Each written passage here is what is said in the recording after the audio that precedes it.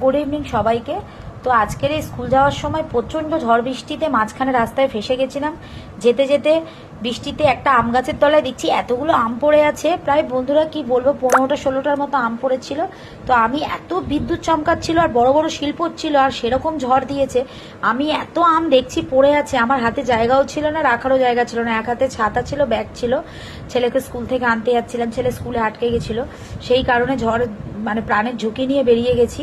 তাই দুটো আম তুলেছি। সবাই জানেন একটা বৃষ্টি ঝড়ে আম পোড়ানোর মজাটাই আলাদা, তা সত্ত্বেও আমি এই দুখানা আম তুলেছি।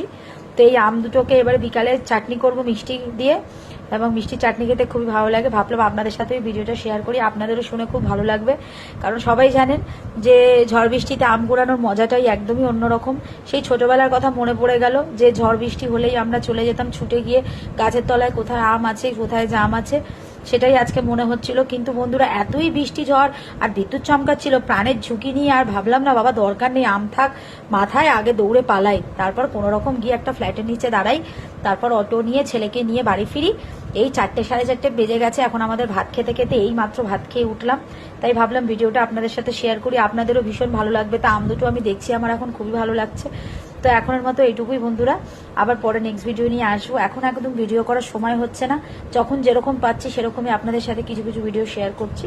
তো সবাই ভালো থাকবেন, সুস্থ থাকবেন। আমার ভিডিওগুলো যদি ভালো লাগে অবশ্যই লাইক, কমেন্ট এবং ফলো করে দেবেন। তো এখনের মতো এইটুকুই, টাটা।